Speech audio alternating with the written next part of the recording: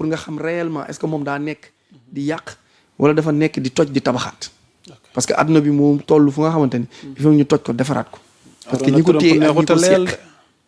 téye ak ñi ko seq liñ yàq golo yàq ko ci tool Arona Trump neexuta leer bu dul woon Trump dugg nañ 3e guerre mondiale dem nañ passe alimentaire dem nañ passe sanitaire dem nañ passe vaccinal dem nañ passe carbone ma expliquer passe boobu benn bu ne lan la passe alimentaire mooy booy lekk li ngay lekk dañ la koy contrôler wax la quantité bi ngay lekk bu dul woon Trump passe vaccinal mooy ku judd ba ngay am 9 ans dinañ ba ngay am 9 ans dinañ la piqûre 70 vaccins bu dul woon Trump dinañ dem passe sanitaire mooy dinañu takkaloo ay masque def ñu rester chez vous def ñu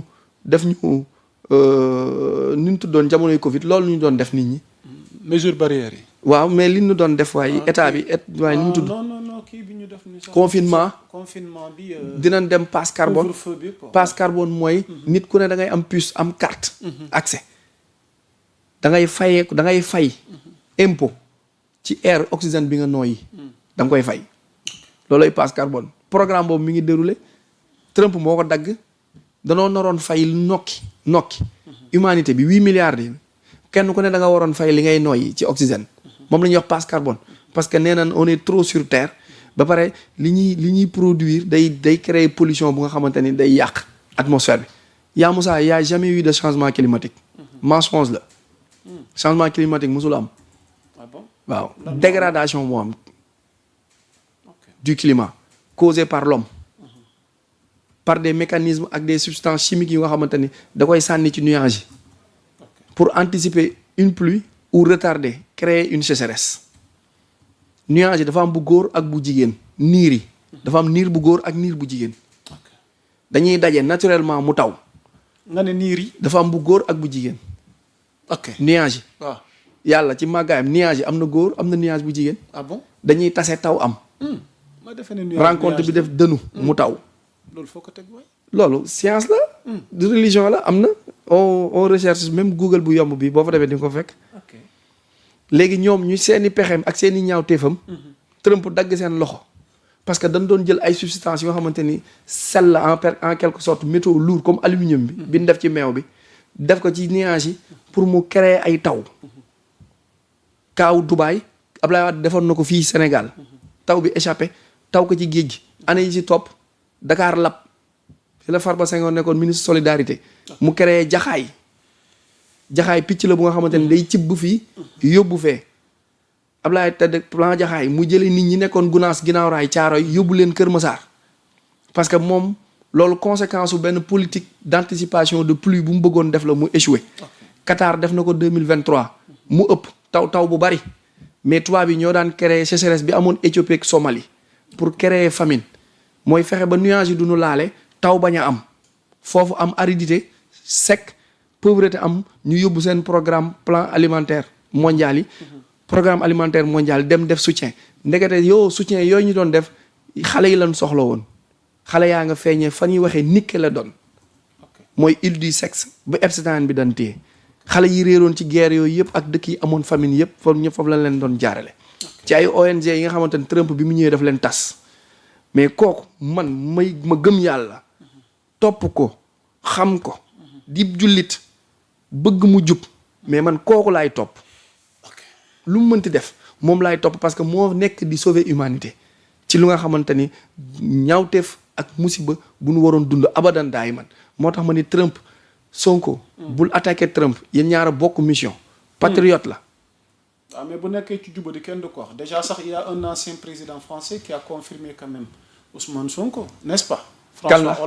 François Hollande lu mu def François confirmé kan mooy François Hollande defe naa ni wax na ni Donald Trump est un problème pour le monde mënul jox Trump leçon faramason bu mag la kan moom ci 5e république bi mooy président bi gën a échoué moom lan la Trump jullit la nga ne jullit la waaw Trump waaw lu ko def jullit mooy kuy julli ci yàlla jullit mooy kiy julli ci yàlla waaw mooy juif chrétien wala musulman ñooñu ñëpp ay jullit lañ ay jullit la jullit mooy kuy julli mooy kuy prier jullit au sens de l'islam non wax ma jullit musulman de jullit mooy ku topp yàlla gëm yàlla ànd ak yàlla ci li mu les mots ont leur sens parce que quand on parle de jullit ici au Sénégal waaw Sénégal fii boo nee jullit voilà ok. boo nee sa jullit mooy ki këpp sa jë ci suuf. ok jullit alors que mooy ki gëm yàlla. alors pour terminer sur ce point concernant ces propos d'Ousmane Sonko lan lañ ci mën a tënk laataa ñuy jàll ci yeneen point yi. mooy li ma wax rek en résumé na dem en profondeur mu xool réellement la mission de Trump. ñu xool aussi la mission de Iran. En 2011 Abdoulaye Wade intercepté na fi bateau. waaw du ma dem en profondeur nag. bateau boobu fu mu jëmoon ak lan la yàpp. ak lan moo tax mu jugee Iran. ak lu tax Abdoulaye Wade ni Ahmadinejad nan arrêté programme nucléaire bi. nan def ay recherche en 2009 entre Abdoulaye Wade ak Ahmadinejad. ancien président bu Iran. lu tax programme nucléaire boobu noonu antuwul. yeggul. ak ci lan la Iran jublu woon pour Sénégal ak Gambie. ak Casamance ku ko xam dëgg yaa Moussa. ku ko xam dëgg laa wax de. doo attaquer Donald Trump. ok man nag j'appelle l'histoire et les faits. ok pour s'appuyer wu ci pour mën a def analyse defuma yaama neex. defuma xol defuma ngistal defuma parparloo. ok dañ la koy nangu lit ci sa position waxtaan wi dox di wéy. Arona place maintenant à un autre sujet mu ñeel ouverture li ñuy tuddee 8e édition festival Pencum Ñaani samedi gii la woon. waaye tension am fa entre pouvoir exécutif ak pouvoir législatif. mu mel ni il y a eu un refus de 2 députés de Pastef ci kanamu préfet bi waaye gis nga fi mbir yi mujj defe naa ni polémique juddu na ci. image yu circulé mu def tolle ci réseaux sociaux yi. d'abord ce décryptage laata ñuy ñëw nag ci li nga xamante ni li République Sénégal ci constitution am digle ci ordre protocolaire loolu tamit tey xëy na danaa ci dikk la ca des nag après libre kenn ku ci nekk amal commentaire am Arona. choc boobu amoon kero entre exécutif ak législatif ca Koumpentoum diggante préfet bi ak ñaari député passé fii ñu bëgg cee def taxaw seetlu. man je pense que député moo jiite préfet ah. non pas que je pense il y a des textes. selon des textes de la République. les textes de la République kii ñii député yi ay élus lañ de élus du peuple lañ. waaw. le préfet est nommé pour représenter l'État. waaw. léegi foofu droit moo mën a àtte kon. waaw. parce que kii élu du peuple la ça veut dire que comme ni ñu falee président falee ko maire. noonu lañ falee député. maintenant ki nga xamante ne peuple bi moo ko fal muy président. moo jël ci coobareem bigam. ni yow préfet bi maa jël ci sama pouvoir. man président jox la. fa nga ne yaa ma fa teewal. ko man président maa jiite réew mi. donc yow fa nga ne day mel ni état baa fa toog. waaye député bi réew mee ko fal direct. est-ce que jaroon nay problème wala moo tax man la su ma juumul jàpp naa ni député bi mënoon na bañ a jóg. léegi dama ci bëgg indi léegi li texte wax ak li droit wax ñu xam. léegi dama ci bëgg indi ay précision parce que lu coow li mën a bëri. ci ay njàngat ci ay taxaw seetlu. loolu ay commentaire kese la mais lan la texte yi wax. def naa ne lépp nag mi ngi aju ci li ñu tuddee décret 1999 bi.